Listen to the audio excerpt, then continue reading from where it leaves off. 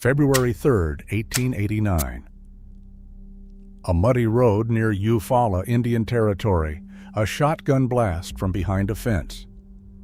A woman fell from the saddle and did not move again. No one was ever convicted. Within weeks, she would become the most famous female outlaw in American history.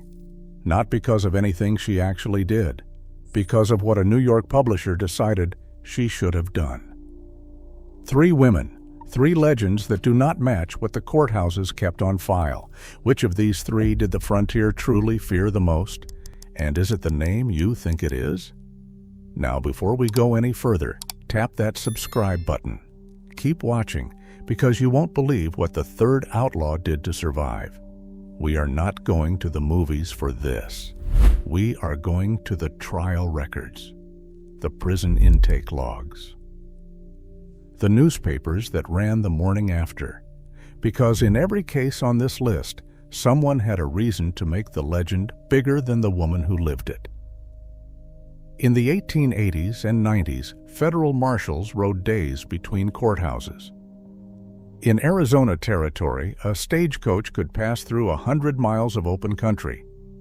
Without seeing a badge, a deputy earned about $2 for every warrant he served, and sometimes he died trying to serve it. In that world, a woman who picked up a gun was not just a criminal. She was an impossibility, and impossibilities sell newspapers. Number 3. Pearl Hart. On the morning of May 30th, 1899, a stagecoach left Globe, Arizona Territory, headed for Florence. Somewhere near Cane Springs Canyon, 2 figures stepped into the road. One was a man named Joe Boot.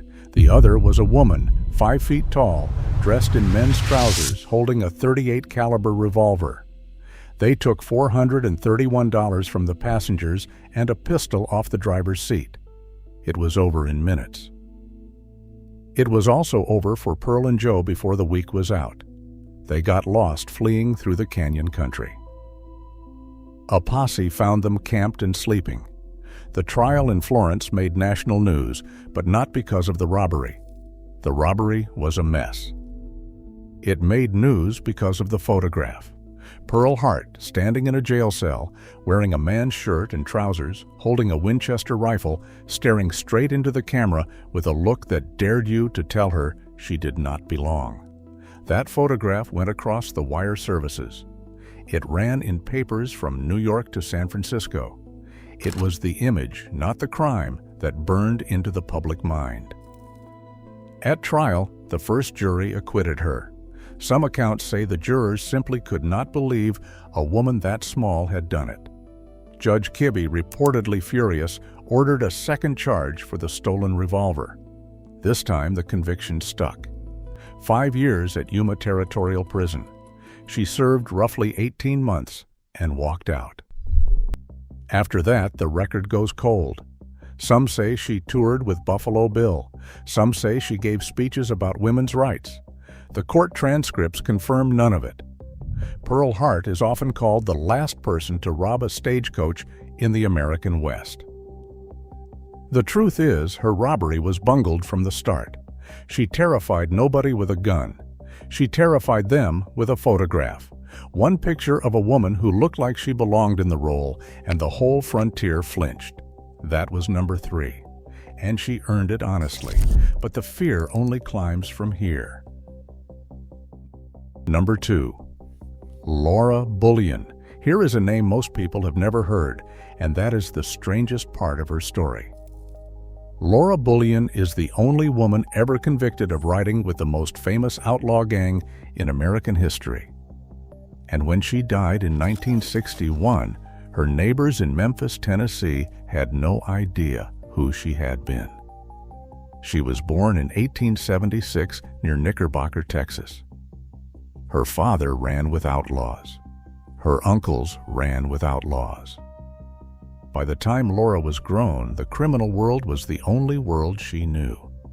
She fell in with Ben Kilpatrick, a man they called the Tall Texan, and through him she entered the inner circle of the Wild Bunch.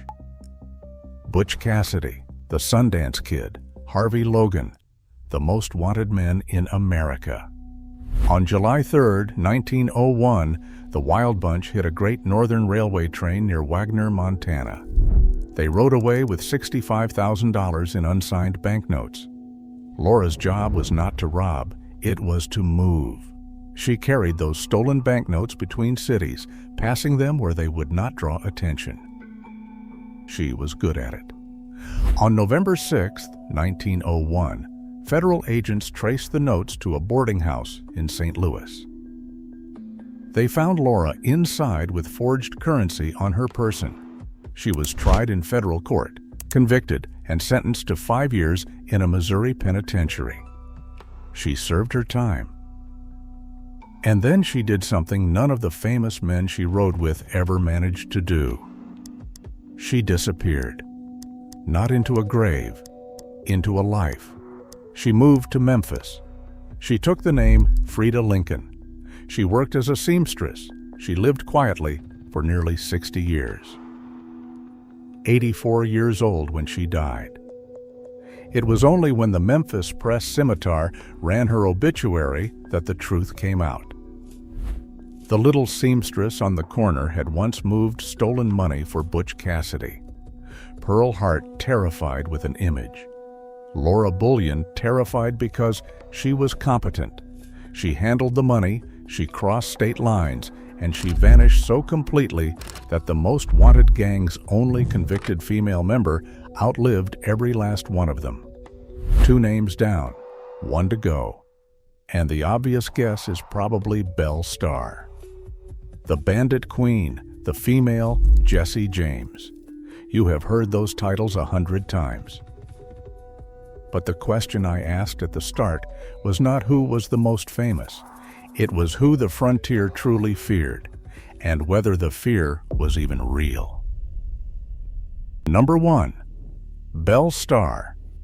Let us go back to that February road. 1889, near Eufaula, Indian Territory. Myra Maybelle Shirley Reed Starr, 40 years old, riding home alone. A charge of buckshot from behind a rail fence struck her in the back and the neck. She fell into the mud. A neighbor found the riderless horse. The prime suspect was a man named Edgar Watson, a neighbor who was already wanted for murder in Florida. No one was ever charged. Belle Starr was dead. And the legend was about to swallow every true thing about her. Here is what the court record actually says. 1 conviction, horse theft, tried before Judge Isaac Parker at the federal court in Fort Smith, Arkansas in 1883. She received 2 9-month sentences, served at the same time at the House of Correction in Detroit. That is it. 1 conviction, horse theft. Her first husband, Jim Reed, was a genuine outlaw. He was killed in 1874. Her second husband, Sam Starr, was Cherokee and died in a gunfight in 1886. Belle lived in Indian Territory. She knew hard men, and she had a flair for riding into Fort Smith dressed like she owned the street. But the documented crimes attributed to Belle Starr herself would not fill a single page. So where did the Bandit Queen come from? This is where the video stops counting and starts asking, what is true? Within weeks of her death, a man named Richard K. Fox, who ran the National Police Gazette out of New York City, published a book. He called it Belle Starr, the Bandit Queen, or the Female Jesse James. The book was almost entirely invented. Fabricated gunfights, fabricated lovers, fabricated robberies from beginning to end. It sold enormously. Historian Glenn Shirley, who spent years in the Fort Smith court archives and published Belle Starr and her times in 1982, said it plainly. The gap between the documented Belle and the published Belle is among the widest in frontier history. The dime novelists came next. They stacked invented stories onto a dead woman who could no longer object. And then, in 1941, 20th Century Fox put Gene Tierney in a riding costume and called the film Belle Starr, a Confederate heroine, noble, romantic, fictional in nearly every particular. The woman in the mud on that February road was not the character on that movie poster. She was a horse thief with one federal conviction and a world full of men who found her more useful as a legend than as a person. Richard Fox needed a monster to sell papers. The dime novelists needed a villain with a woman's face.